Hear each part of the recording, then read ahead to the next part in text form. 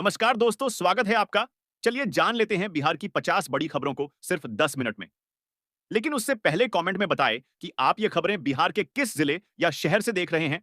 तो चले शुरू करते हैं पहली बड़ी खबर से।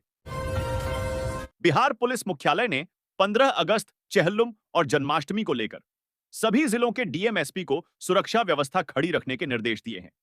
असामाजिक तत्वों पर सख्त कार्रवाई की जाएगी और अतिरिक्त पुलिस बलों की तैनाती की गई है। नमो भारत ट्रेन टेकाबिघा स्टेशन के पास पिलर संख्या 503/12 के नजदीक पहुंचते ही पायलट को हल्का तकनीकी झटका महसूस हुआ। चालक ने ट्रेन की रफ्तार नियंत्रित कर तुरंत कंट्रोल और बख्तियारपुर स्टेशन मास्टर को सूचना दी। ट्रैक की जांच के बाद स्थिति सामान्य हुई। जस्टिस कांत ने कहा है कि एससी, एसटी और ओबीसी वर्ग के कई लोग आरक्षण की वजह से सरकारी नौकरियों के उच्च पदों तक पहुंचे हैं। इससे वे सामाजिक और आर्थिक रूप से सक्षम हुए हैं और अपने बच्चों को बेहतर शिक्षा व सुविधाएं प्रदान कर पा रहे हैं। बिहार में ठनका और बिजली गिरने के साथ 30 से 40 किलोमीटर प्रति घंटे की रफ्तार से हवाएं चलने की संभावना है। उत्तर बिहार में बुधवार को भी बारिश होने की चेतावनी जारी है। 125 यूनिट फ्री बिजली देने के बाद अब बिहार सरकार घर घर मुफ्त सोलर पैनल लगाने की योजना शुरू करेगी। मुख्यमंत्री नीतीश कुमार ने बिजली उपभोक्ताओं से संवाद कार्यक्रम में यह घोषणा की। भागलपुर के नवगछिया में इस्माइलपुर बिंद टोली में गंगा में आई बाढ़ के कारण सुरक्षा तटबंध में कटाव हुआ। 22 करोड़ रुपए की लागत से कराए गए बोल्डर क्रेटिंग कार्य के ध्वस्त होने के बाद 2 दर्जन से ज्यादा घर गंगा में बह गए। कटाव इतना तेज था कि लोगों को अपनी जान बचाकर भागना पड़ा।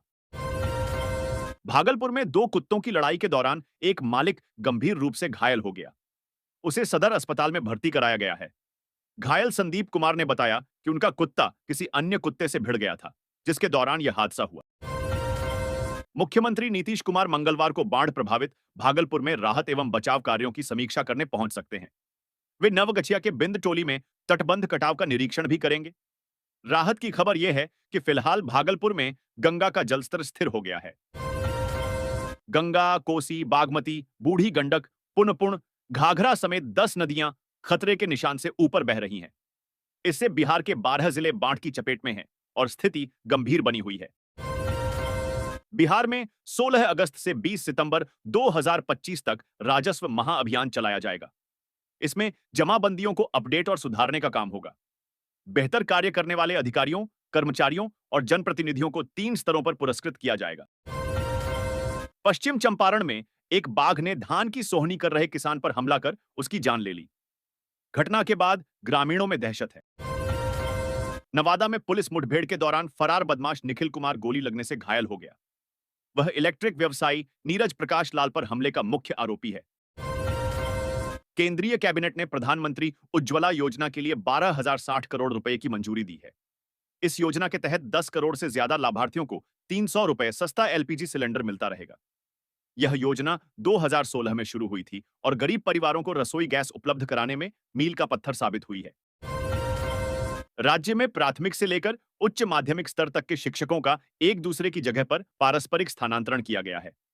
इसके लिए शिक्षकों ने ई शिक्षा कोष पोर्टल पर आवेदन किया था। सुरक्षा जांच के दौरान सीआईएसएफ जवानों ने एक यात्री के हैंडबैग से कारतूस बरामद किया। यात्री अंकित अहमदाबाद ट्रेनिंग के लिए जा रहे थे, लेकिन वे कारतूस बैग में कैसे आया, इसका जवाब नहीं दे सके। भवन निर्माण मंत्री जयंत राज ने पंचायत सरकार भवनों का निर्माण जल्द पूरा करने का आदेश दिया। बैठक में राजगीर क्रिकेट स्टेडियम और साइंस सिटी की प्रगति पर चर्चा हुई। खेल संरचनाओं और अटल कला भवनों के निर्माण पर भी जोर दिया गया। चुनाव आयोग द्वारा 65 लाख नाम मतदाता सूची से हटाए जाने पर विपक्ष ने इसे वोटबंदी बताया है। राहुल गांधी और तेजस्वी यादव वोट अधिकार यात्रा शुरू करने की तैयारी में हैं, जिसका असर बिहार चुनाव पर पड़ सकता है। नीतीश सरकार ने शहरी विकास में तेजी लाने के लिए बड़ा कदम उठाया है।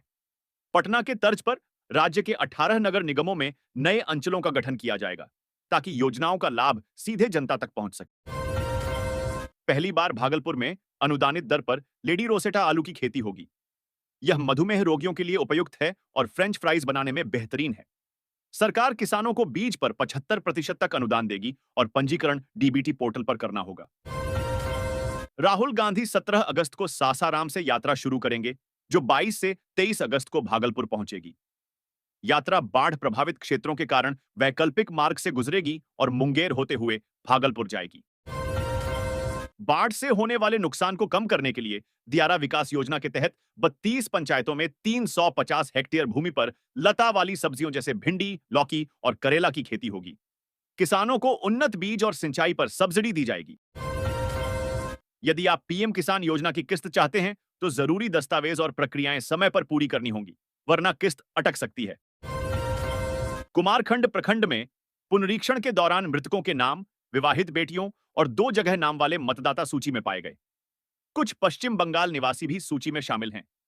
आपत्तियां दर्ज करने का समय दिया गया है।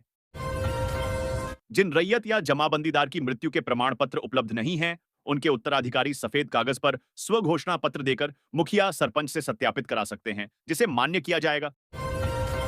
ग्रामीण कार्य विभाग के अनुसार नालंदा जिला बिहार में ग्रामीण सड़कों के निर्माण में सबसे आगे है। कुल 214 सड़कों की स्वीकृति में से 199 सड़कों का निर्माण कार्य पूरा हो चुका है।